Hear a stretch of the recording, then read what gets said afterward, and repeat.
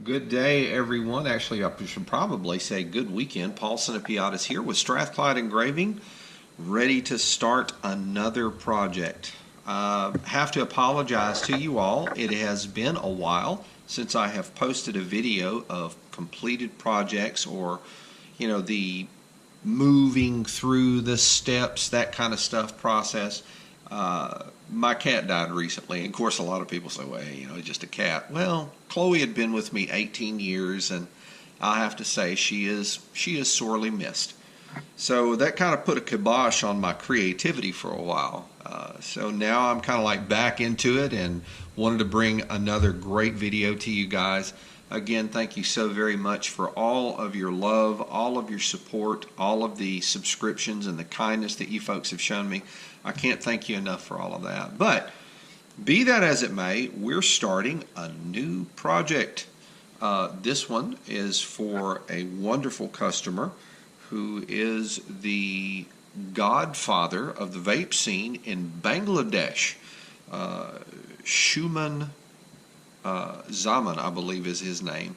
And he's a wonderful guy, great dude to talk with. I've chatted with him a number of times via private message on Facebook because that's where I do most of my business. And he speaks the language, or he speaks English like somebody from America would. So there was actually no problems understanding one another. He's just a great guy, and I really look forward to completing this project for him.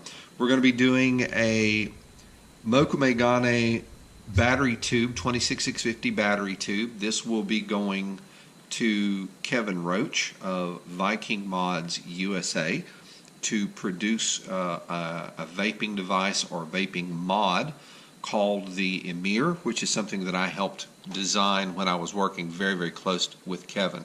Kevin's a great guy. He produces what I refer to as a Maserati when it comes to these mods. Some of his pieces are just phenomenal, and I can't tell you how honored I am that he's chosen me to do his engraving for him. So without further ado, we'll be doing the battery tube, and we're going to also be doing this gorgeous Mokumegane faceplate. This is where the display will be, your power buttons, and the USB port here. The faceplate will come after I have done the project. So we've already got the artwork done, and this is actually the stencil that will be going on it. I think that Schumann really liked the design. Ended up, he wanted his initials on it, and it was really kind of difficult to find a font that would go with what I had in mind. But I found this font on one of the pay sites that actually pay for their services with, to be able to use their artwork along with the background, and took an S and inverted it. So it has kind of like an anagram look to it. So we have the S and the Z, and then we've got the design that's going to be engraved around it. Now, one of the things I'm going to end up doing is in areas where you see that the design actually comes in to the lettering, actually that's going to be omitted. What I'm going to actually do is create kind of a break in the line there, and this engraving is going to be a lot of fun. The gray area that you see, I'm actually going to be doing design in that, and it will be outlined on either side by metal. So that's going to be really cool. And then we're going to repeat the same design, just the background, not the two initials, but the background will actually be what is going on the faceplate. Excuse me, please. And hopefully this is going to turn out really cool. So what I've done is I have already cut an outline of the exposed area that will be on the Emir. And now what I've got to do, if you will excuse me for a minute, I have got to grab some paper towel. Got right here. I should have had this over here by me, but forgive me, I didn't. And I need some good rubbing alcohol. I use a 91% isopropyl for this purpose. The tube has already been washed in hot water and a good soap. And the whole idea here is to remove body oils, any contaminants from the surface of the metal that would prevent the stencil from transferring properly.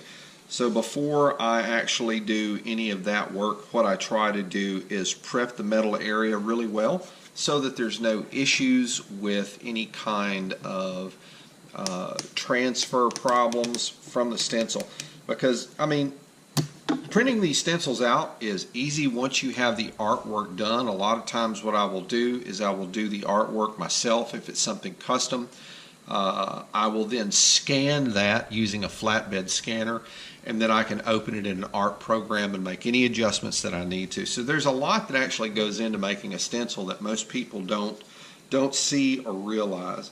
So right now what I'm going to do is just kind of saturate one side of this cloth. Now I'm not talking about, I don't want it dripping wet. I don't want to have to, end up wringing alcohol out of it, but just enough to where that I can get in and get a good, nice little scrub here with alcohol, with this isopropyl alcohol, and it, needless to say, it evaporates, so you don't have to worry about this. The moku that I'm using is interesting material. It's different than some of the other moku that I have cut, in that the junction between the copper and, I'm guessing this is brass, there's a big difference in hardnesses. Now I have of my own, in fact I'm going to pull a piece out here and show you guys, or I can just pull a smaller piece out here. This is dead soft brass. I bought this from the same people that I get all of my equipment from, and I've got like plates of this stuff, and I use it for practice. Dead soft brass cuts amazingly well. It cuts almost as well as copper does, and almost, when I say almost, I can't really tell the difference between that dead soft brass when I cut it and I cut copper. This stuff, I can tell a bit of a difference, which is makes for a challenge in the engraving. And the reason I'm relaying this to you guys is because I know that I do have some subscribers who watch to pick up a few tips on engraving, because they've seen me doing this, and they're like, wow, I'd really like to try this. And what I'm trying to do in each of these videos is, just kind of explain to them the step-by-step process that I go through. It's pretty much the same. I just word it a little bit different every time. But the reason I'm bringing up the moku is that it's important that people should know this.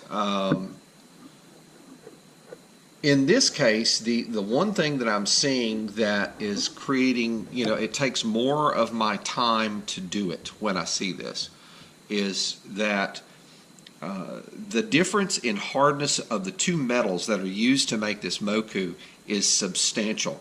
So as I cut across a copper line, I get an even cut. And when I say even, I'm talking about in terms of width and in terms of depth. But as soon as I hit that brass, or what appears to be brass, what happens is the graver no longer is cutting as deep and at the same width. The metal is noticeably harder.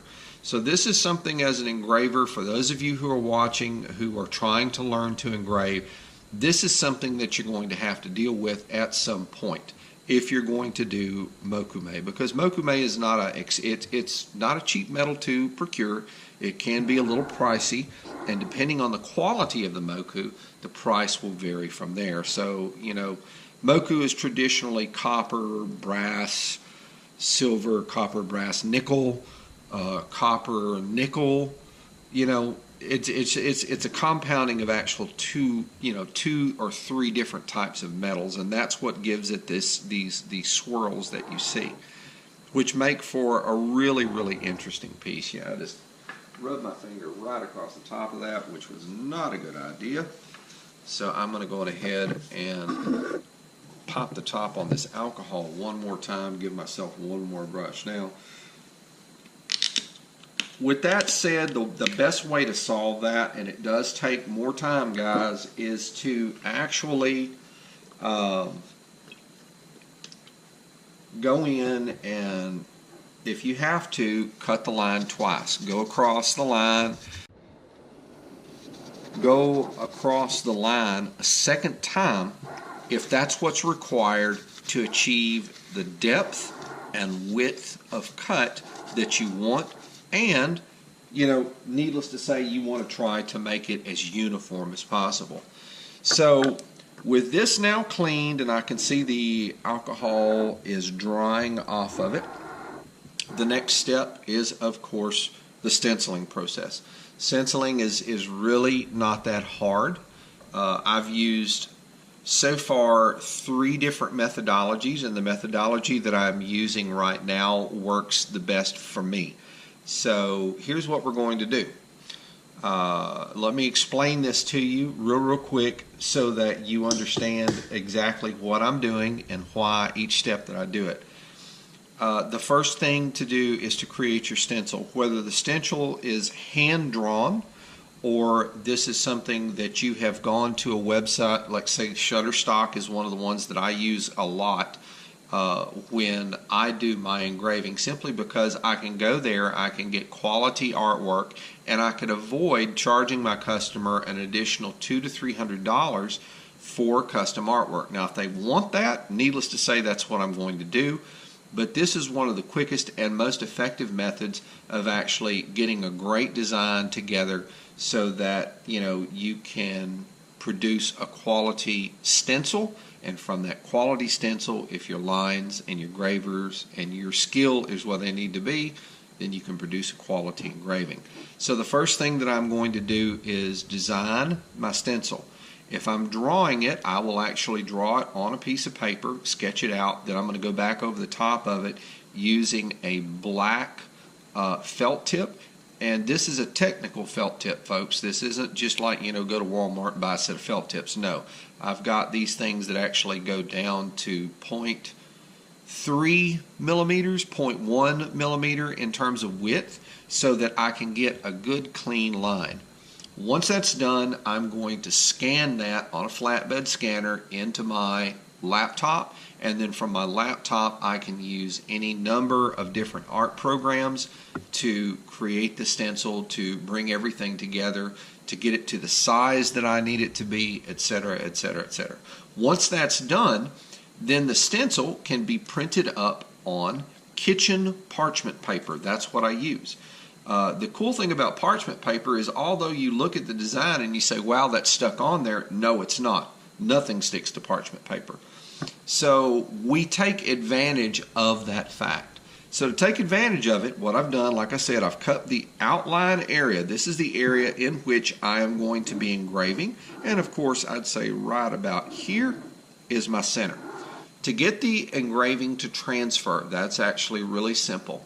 I'm using varnish, Damar varnish, and this is by Grumbacher. It is available at any art store, and I use a cotton swab.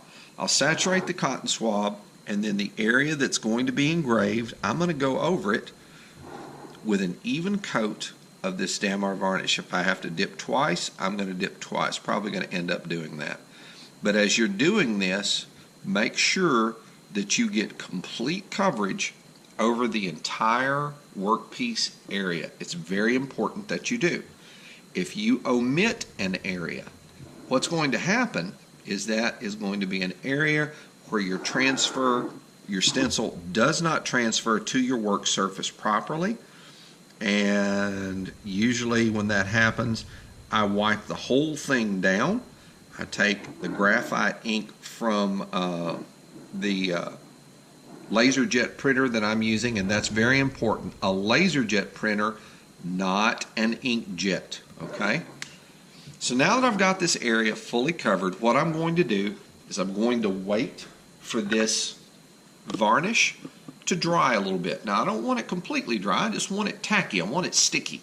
So that's kind of what I'm waiting on right now. I'm just waiting for that to go on ahead and get a little tacky. And the way you can tell, just touch your finger to it. If you feel it's sticky, you're ready to go.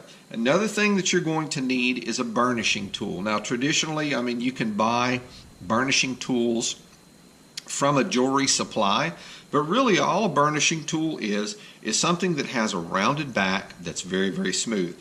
In my case, I use one made out of an antler tine from a white-tailed deer. I've got a flat spot here on the top that I can use that I've filed down, and then here on the back it's rounded and polished a little bit. So that will make for transferring the design real easy. So that's nice and sticky, nice and tacky. So what I'm going to do is kind of like, this is the tough part. This is kind of like where you got to eyeball it. Know where the center of your design is and know where you're going to be placing that design on the piece. So that's kind of like what you see me doing here. I'm kind of eyeballing it and looking and trying to get the idea of where I want this thing to go. And once I've got it, then I slowly but steadily fold it around the piece.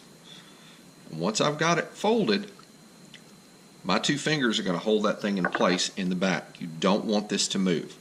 Grab your burnishing tool, and from the center, all you're going to do is not hard, but just kind of lightly rub.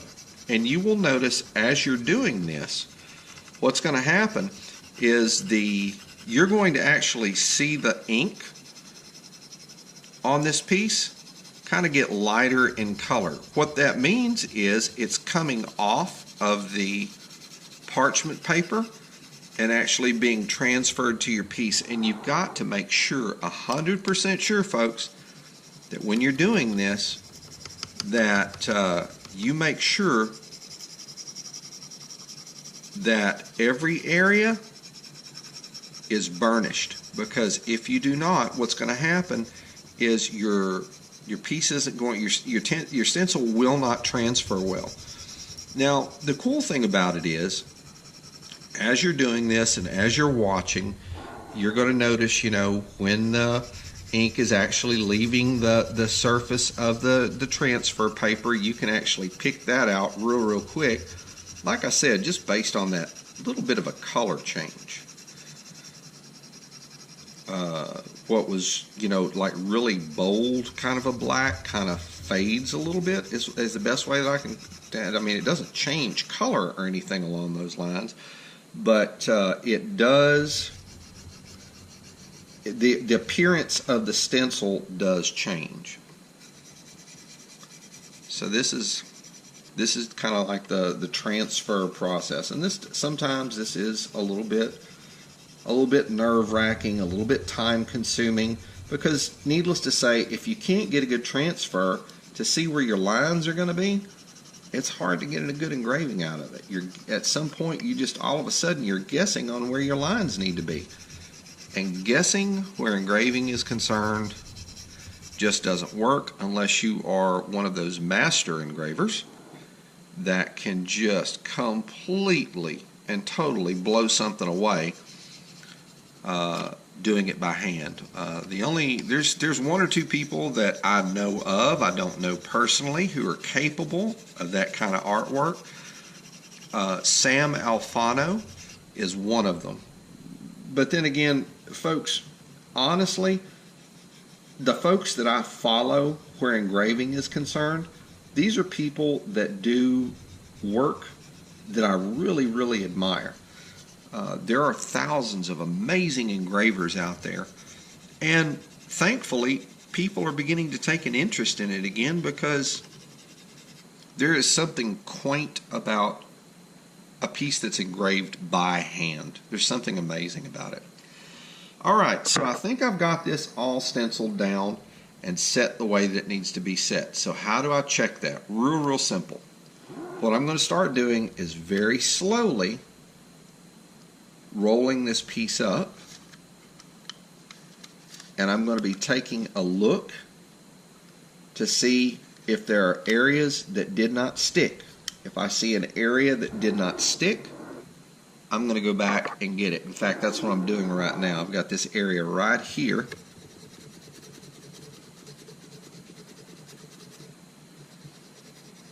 that did not adhere. And remember, you've got to kind of keep your finger on this because if you don't, what's going to happen is that paper will move around too much while you're doing your burnishing, and all of a sudden, instead of having a clear design, you're going to have a design that's got double lines and all of that kind of stuff in it. So forgive me for twisting this out of your point of view, but I've got to do my best to try to get this stencil to work correctly for me. So I'm going to go back. Yes, that took care of it. Very carefully peeling it away. Looks like I've got good solid lines for the most part. And over here, I think I've got an area that didn't adhere the way that I wanted it to, so I'm just going to go back and just kind of burnish over that area right there before I remove my stencil paper. And lo and behold, there it is. And it is not centered. Let me check that again. I just want to look straight down on the top of it. It is. It's centered.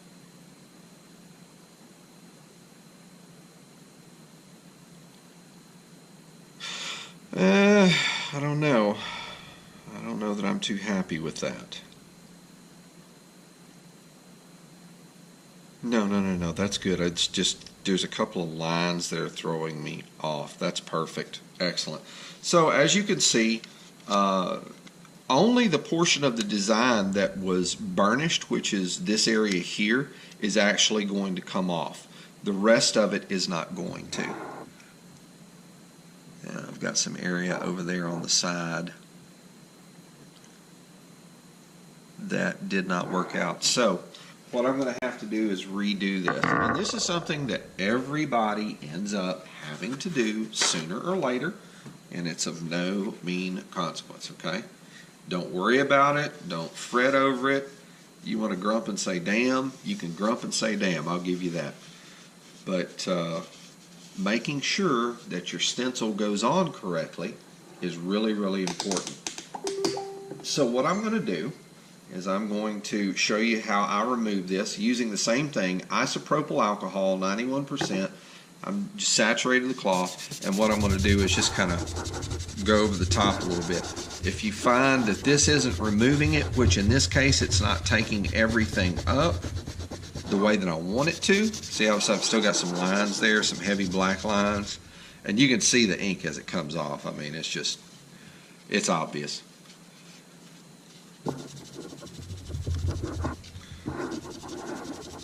Yeah, it's not coming off the way that I want it to. So the other thing that you can do to help remove areas of the stencil that have not worked properly is this Ronson lighter fluid, or any type of lighter fluid. It's an amazing solvent, and it's not wanting to open up for me, so I've got to break out the tools. There we go. That little tip up. I'm going to grab myself some paper towel again and get it folded up to a more manageable size. And then I'm going to come back with this lighter fluid. Give yourself a nice little saturation there, as you can see, and then you can go over the top of it, and trust me, this stuff, this will take that ink right off. Takes a little bit of elbow grease sometimes, but nothing good in life comes without elbow grease. As the Greeks say, cook today so you can eat tomorrow. Alright, so what I'm going to have to do now is I'm going to have to take a break, and in that time that I am taking a break, what I'm going to do is print up another stencil.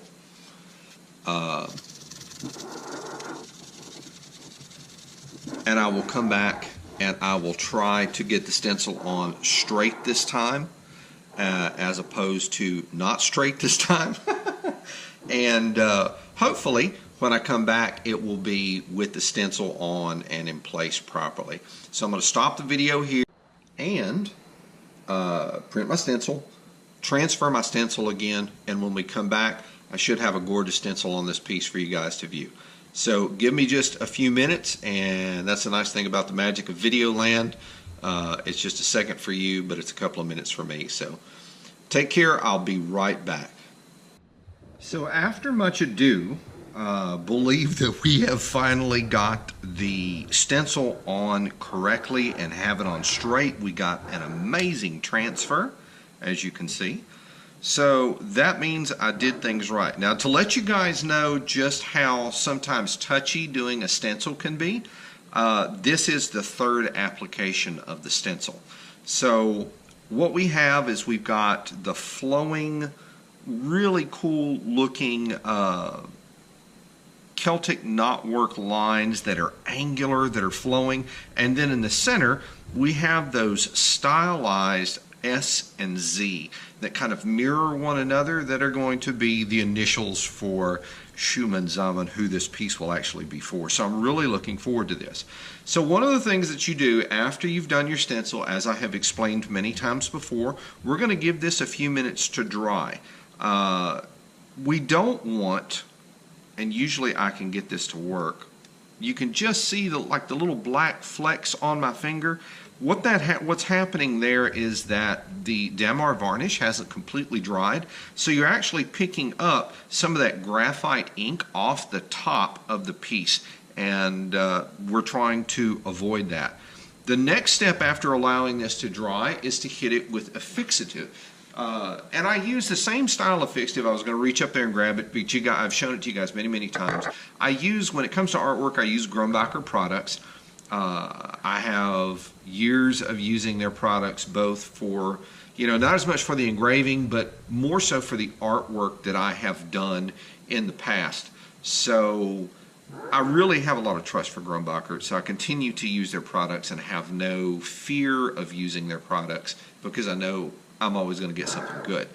The fixative that I use on this is the same type of fixative that you would use if you had done a pastel drawing. Remember how we used to take hairspray and spray it over the top of a pastel drawing to fix the pastel in place? Well, they've actually come out with a fixative that works better. So I'm going to allow this to dry, and I'm going to apply a layer of Grumbacher fixative on it, and at that point we can come back and we can begin to do our line work. Now, I think I'm going to do things a little bit differently on this piece once I have it fixed. The initials are the focal point of this piece for me. So what I need to try to do is figure out just how close or not close I want to allow design elements to get to it. So for example, you can see part of the S right here, okay? Now, I've got a line that actually comes down and intersects that and goes behind it. I have to make the decision at this point. Do I want to bring those lines right up to the edge, or do I want to leave a little gap? Definitely, I want to leave a little bit of a gap. I'll probably be going around the outside of this piece with a half-round graver after I've cut my initial line, and then around on the insides. The area of the work on the inside will most likely be done with either a 105 or a 120, depending on the effect that I want to achieve, because there is going to be some fine shading done on the inside of this piece.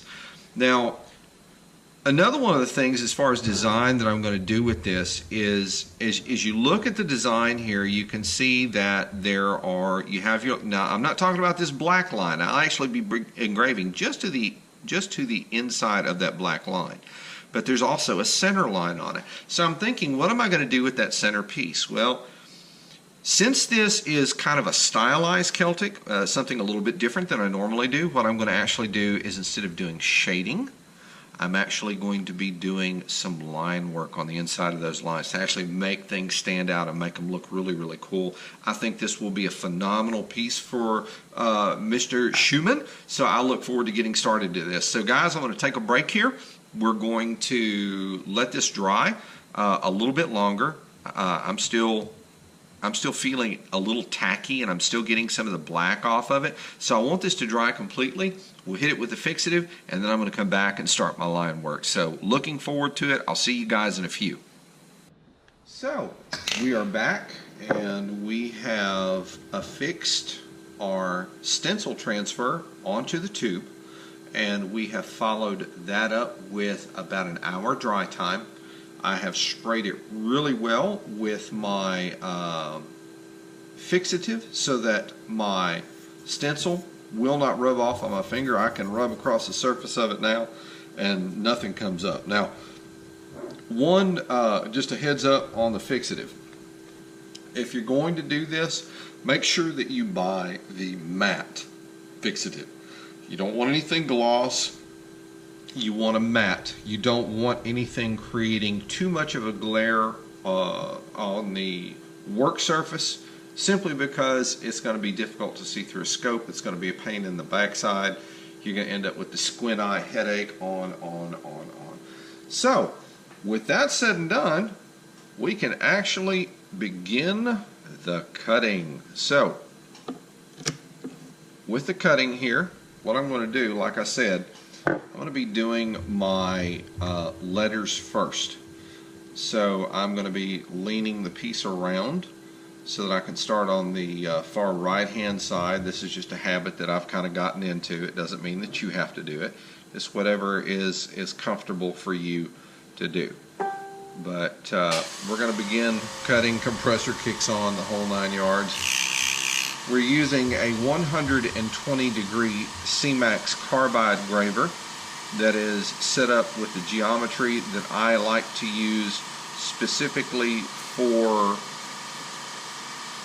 non-ferrous metals, which means I'm using a 45 degree face angle with a 15 degree heel on this 120 degree graver.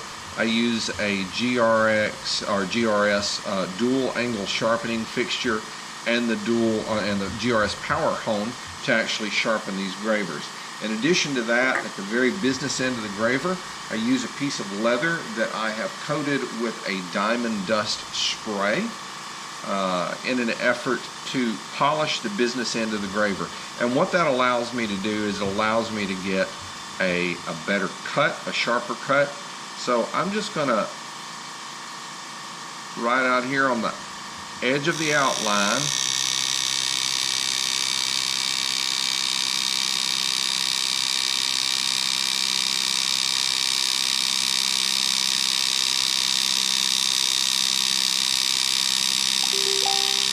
we're going to begin our cut, and I'm going to take this really slowly,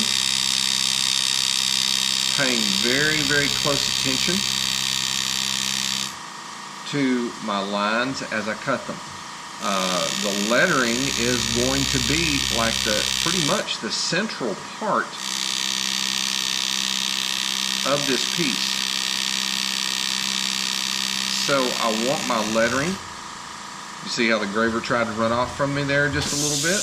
I want my lines to be as clean and pristine as possible. So that means that I have to take a little bit of extra time on these lines, which I do not mind.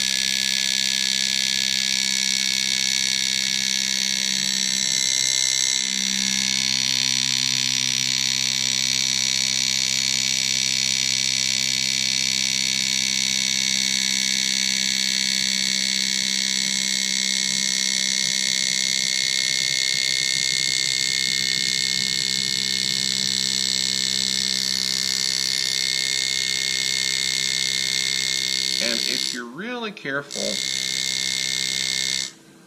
you should be able to, without too much problem, cut your outline, like say the letter outline. I should be able to do that in like one go around. Now there's some areas that I'm probably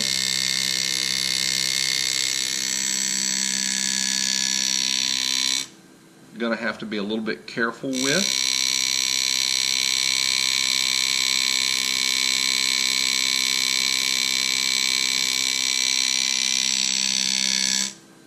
But being able to center, this is something that helps a lot.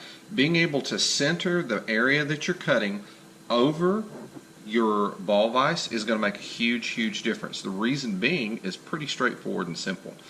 When you cut this,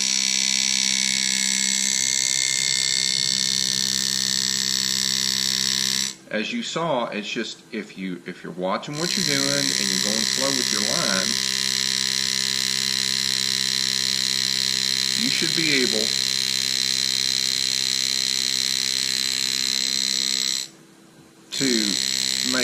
turns and such as you're cutting just by rotating the ball vise. We're not rotating our hands. When you get a curve in an engraved line, you don't want to lean your hand or crane your hand around. This is the only thing that you want to do. And by doing that, and by knowing, proper technique when it comes to line cutting, your lines will come out good every time. Now, granted, folks, this takes some practice. It's not something that you just sit down and do.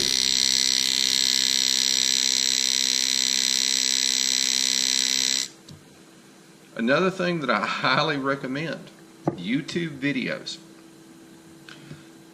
Sam Alfano has a great series of engraving videos that I am very blessed to own, where he shows a lot about his technique, as well as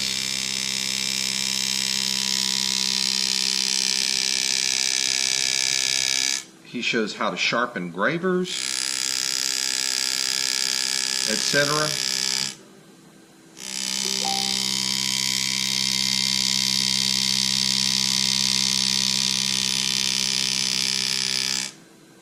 And trust me, that makes a difference.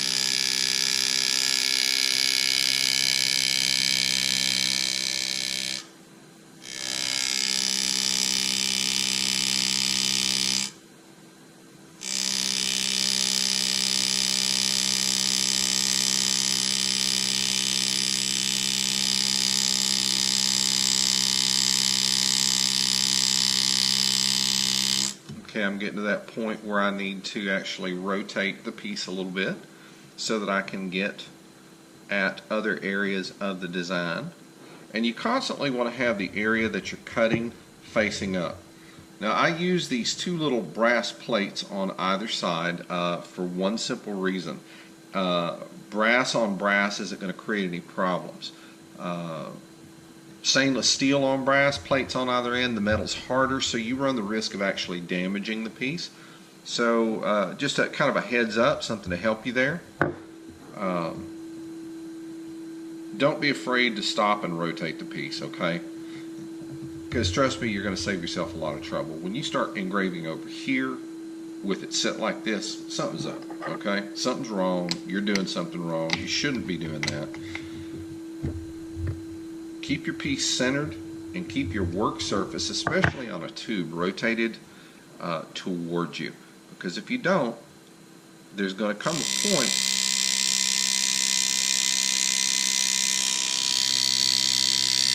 when you're going to really wish you had.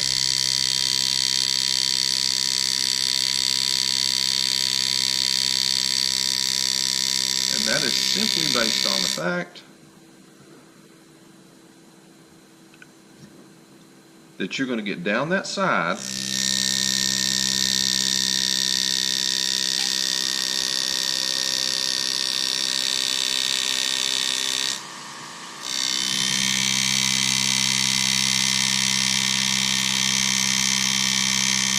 and that graver's going to want to slip,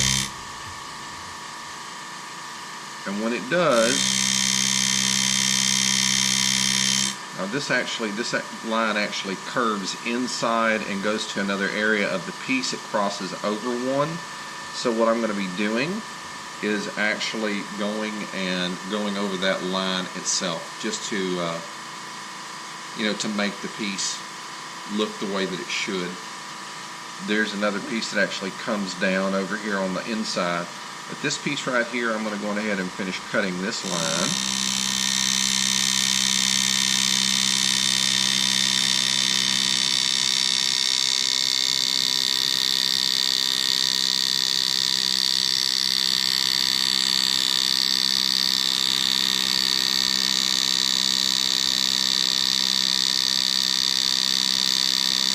Stop and pick out. Now I'm going to even up that line a little bit.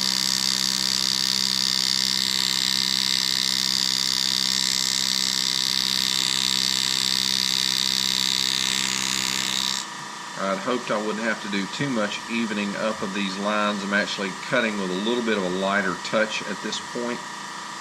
for the simple reason that I want to see if I can do this without constantly having to go over the line. As I stated earlier in the video, I believe this particular moku has some strange characteristics to it, which is unlike some of the other mokus that I have cut. I think the brass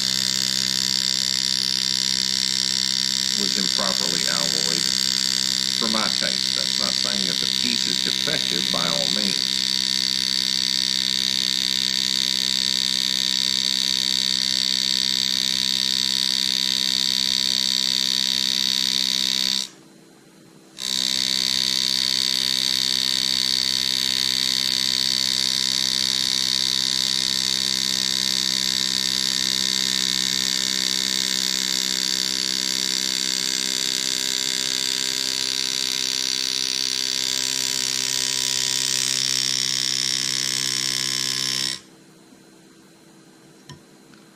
Okay, looking good so far. And that's basically what I'm going to end up doing with the entire piece, just going ahead and cutting through the lines and stuff like that. In fact, I'm going to go ahead and start that line again. I think I'm going to start up here at the very top and work my way, try to work my way over. No, I'm just going to rotate the piece and be done with it. There we go. Nice little round, half-round rotation, just barely enough to get my work surface back up to the top. And as you've changed the position of the piece, needless to say, you've changed your focal length a little bit.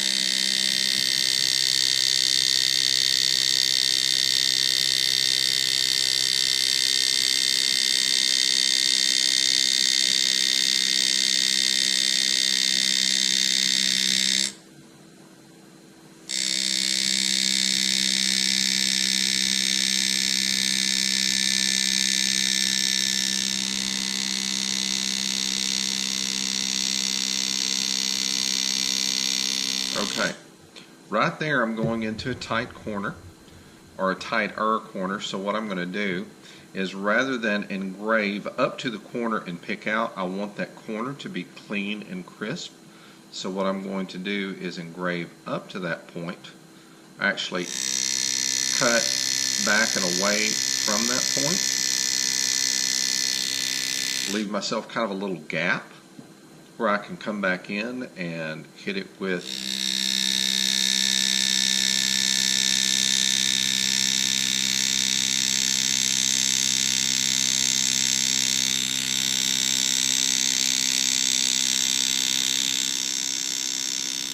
there we go. Beautiful. Alright, now I can go on ahead and begin to cut this one. Now I've got a little bit of a sharper corner right here on this letter.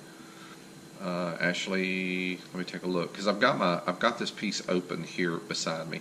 Actually, it's not a sharp corner, it's a round. So what I'm going to do is, since I'm cutting towards the top of the letter, we're going to loosen the vise up a little bit, bring that down closer towards the area that I'm going to be working in, and I'm probably just going to go on ahead and get a start up here someplace. I need to get a focus. You can't engrave what you can't see. There we go. Alright, so here we go again. Starting there where I had laid that initial point for the line.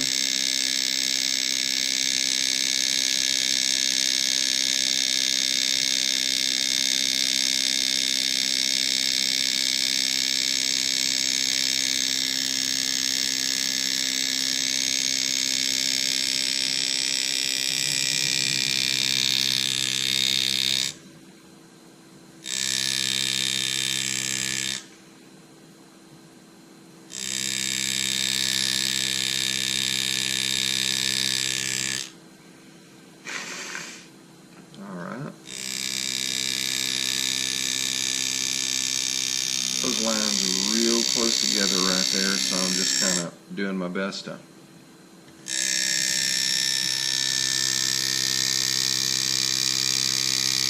get around that corner.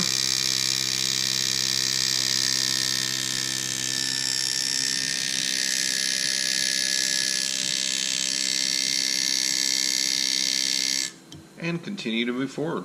And folks, what you're watching right now is just straightforward basic line work. What I'm going to do is I'm going to try to finish the cutout on this letter and get all of the edges and overlaps and underlaps and this and that done. And in doing so, we will actually be ahead of the game on one thing. At that point, what I'm going to do is stop the video. So that I don't continue to bore you guys too much with this. Because let's face it, it is a little bit tedious. And I know as a watcher, sometimes it's easy to lose interest. I know I surf YouTube a lot. So what I'm going to try to do is, just kind of keep my videos down to a point where everybody can see them and enjoy them and they not be too long.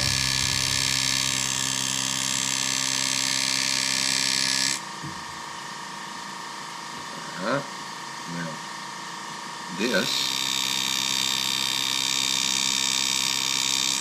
line continues over this way, and that's where I'm going to stop that line right there. Now I'm going to come in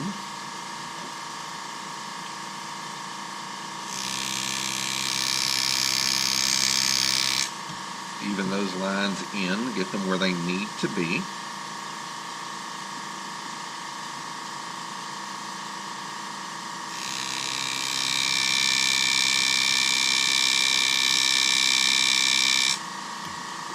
Okay, got another piece that comes in from the side over here, so we're going to go ahead and cut that.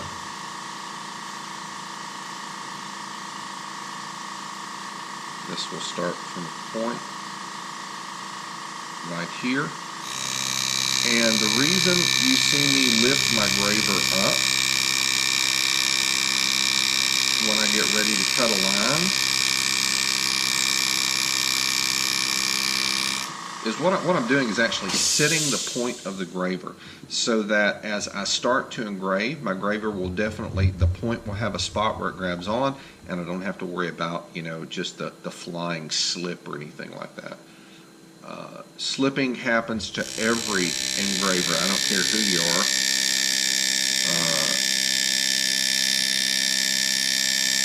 And it can be one of the most frustrating things in the world to happen to you. Trust me.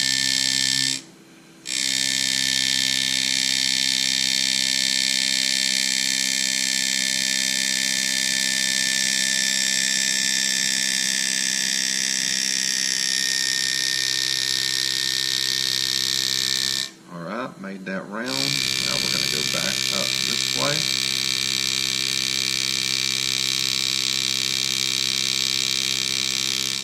And stop right there at that line. Superb. Alright, we're coming along really nicely here, folks. Alright, we're going to give the piece. And now that it is facing up, we will continue with our work. Alright, so I can see how that line kind of tapers off a little bit there because I stopped short, and that way what I can do is make the ending of the lines nice and crisp, and that's something that is very, very important to me as an engraver. Alright, so I'm going to go ahead and start back up here at the top, and we're going to start working our way around the outside of the letter.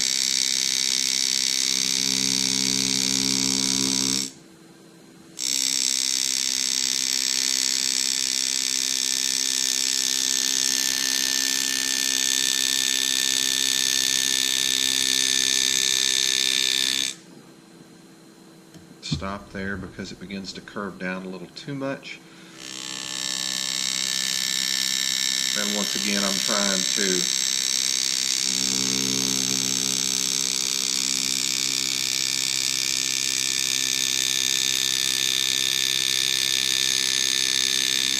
keep these lines as even and as smooth as possible.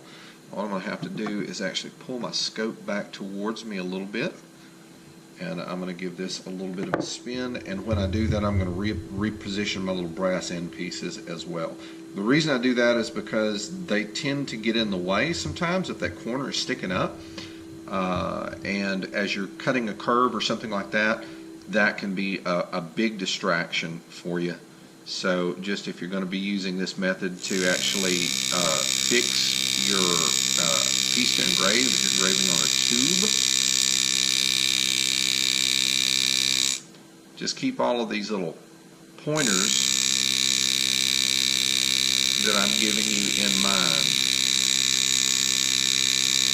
Okay, that piece is beginning to roll down farther than I want it to. In fact, what I'm going to do, I'm going to roll it just a little bit more. There we go, that's much better. Alright, so pick up here where I left off.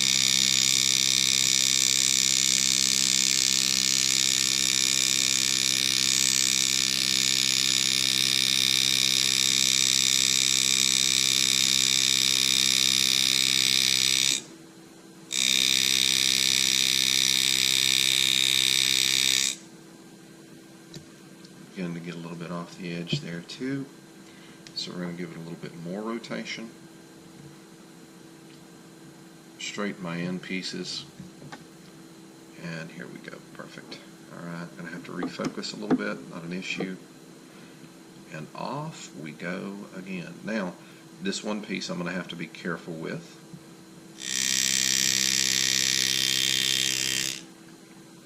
My engraver just wanted to walk.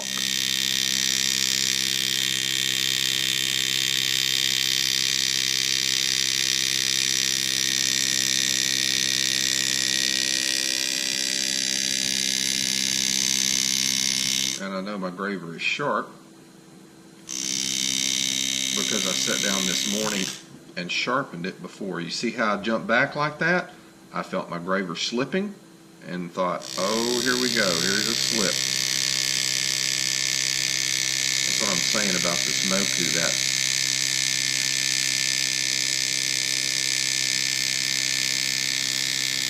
the brass is alloyed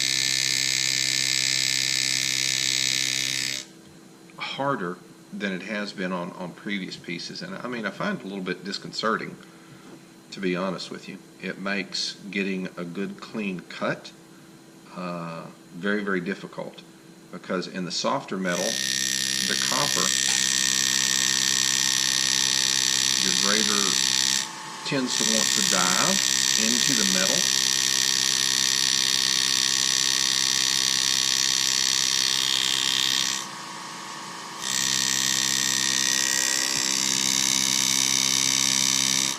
Stop right there. Roll this back over towards me a little bit, because there's a piece that actually comes out from this line. So I'm going to continue this line over.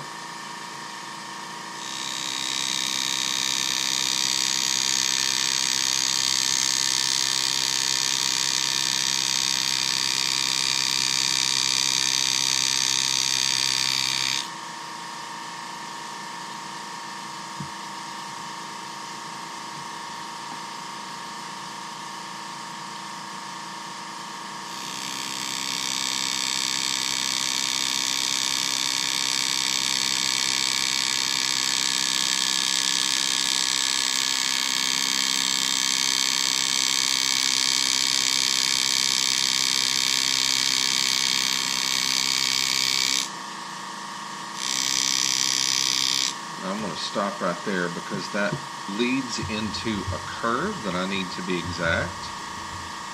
So we reposition the tube, check and see if we need focus. I'm good.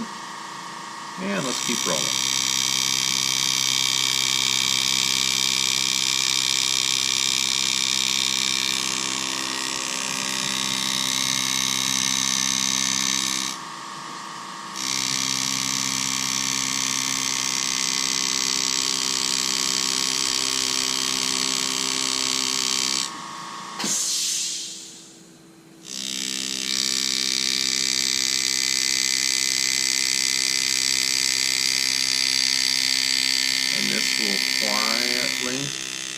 right back into that one. So perfect. That's exactly what we were looking for on the line.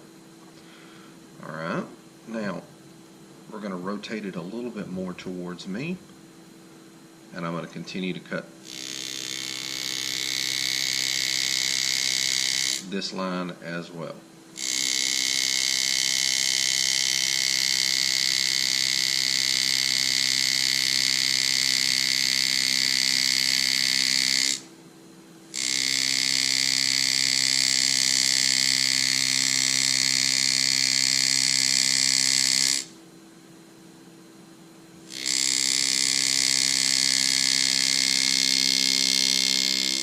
And tied it in. Very, very nice.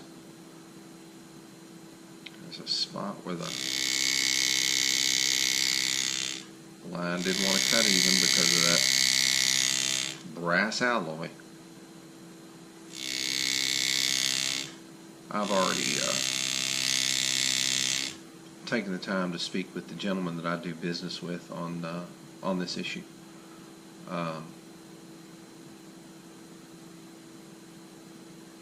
Alright, we've got a line that comes down from here.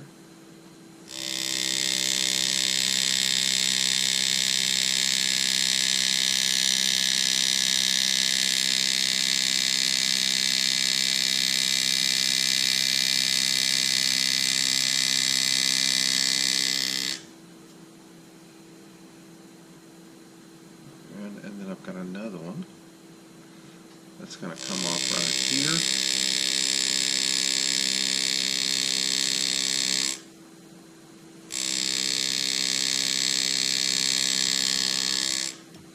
Work its way back in. That's perfect. And now I've got one small area right here that I need to get taken care of on this, which is the Z in the initials. All right. Nice sharp corner here. We want the corner to be crisp on here. So we're going to get at the very point of that corner, set the graver.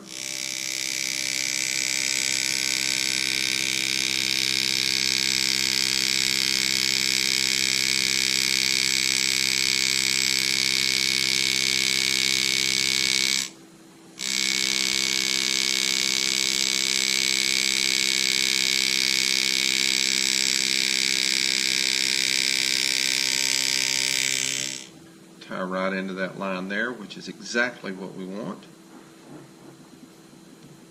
I'm going to roll it back towards me a little bit.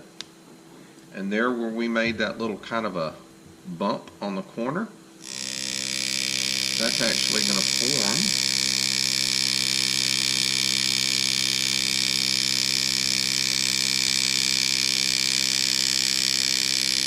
part of the knotwork for that next area. And I'm just going to barely tip that metal out right there.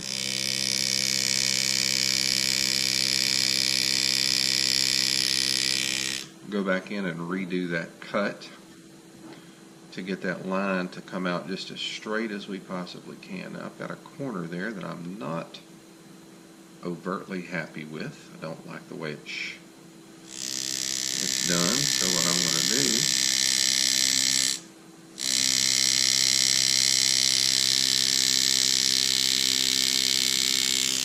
is get back in the same line and ease that cut out, which I did, no issues.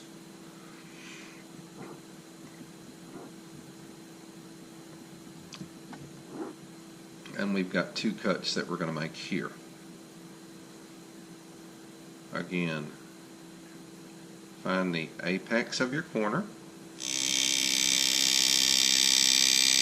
seat your graver, and then begin to cut. Don't start cutting until you seated that graver, because otherwise it's just going to skitter wherever it wants to, and you're not going to be very happy with yourself after you've done it. Trust me. Trust me. Alright, let's see. I'm going to go ahead probably from about the center here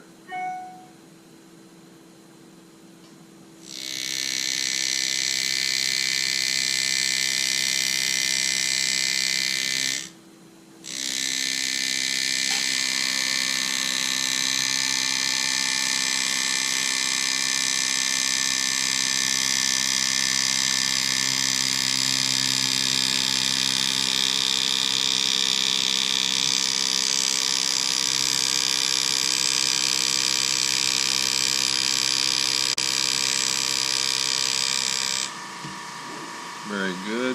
Now I'm going to come back from this side.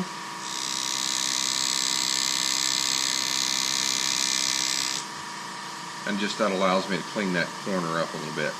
Alright, so I've got just another few lines to do, and we will have this, we will have the letter Z on this piece done. Coming back here in the corner where I made the divot.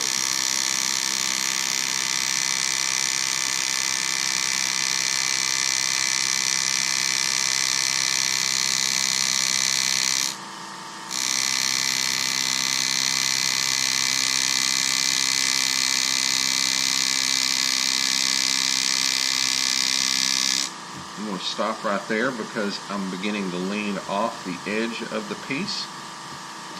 Rotate it, tighten it.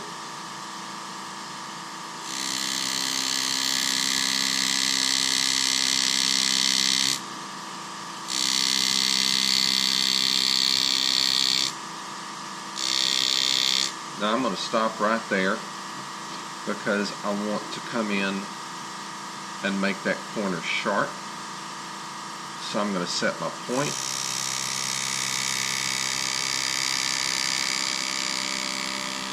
And very carefully engrave back into the area that I was working on. Now this S is a little bit farther off the edge of my center than I want it to be. So I'm actually going to bring it up towards the center, make it a little bit easier for me to see, as well as make turns that I'm going to need to make to ensure this, this piece looks right. Alright. Got it tightened down. Going to grab a little bit of a focus here. And again, right there where we started it, that's where we're going to hit it again. And that's simply to achieve a good sharp corner. Now when you come back in and you're cutting in towards another line like I just did right here, the one thing that you really want to be careful about is, well, there's two things. One, you want to ensure that when the line cuts in or goes into where it's supposed to go, that it's the same depth as the line that it is intersecting. That's number one. Number two, another thing that you've got to really kind of watch for is that when you come up to the line, you've not got so much force behind your graver that you're actually going to push yourself off and into a problem, because you were pushing the graver too fast. But that, my friends, is the letter Z on this piece completed. So my next step will be to go back over. I'm going to complete the S, and then at that point I'll begin to go on ahead and get the rest of the line work done. Rather than showing you all of that, what we're going to do is I'm going to go on ahead and finish up my line work. We're going to close the video out here, and I'm going to go through those steps that I told you. I'm going to grab that other S. I'm going to grab the S initial over here. I want these pieces cut. I want the lines cut before I begin to do any other engraving. And the reason being is because I'll know where these other lines are going to need to stop to create the illusion of depth or to make that centerpiece pop out, because that's exactly what we want to try to do. Much of the centerpiece is actually going to be unshaded. Just the areas where I need shading is where I will actually put the shading. So before I finish up, I see one little spot that I need to finish. So you guys need to remind me of this kind of stuff. You know, it's like, hey Paul, finish up that line that you were doing.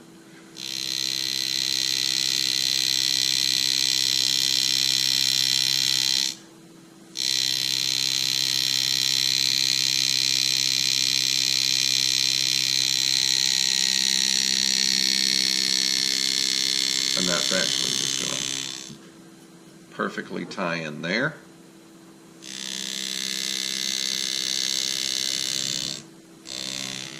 Done. Perfect. Alright, I can see a little bit of a width issue here that I want to take care of.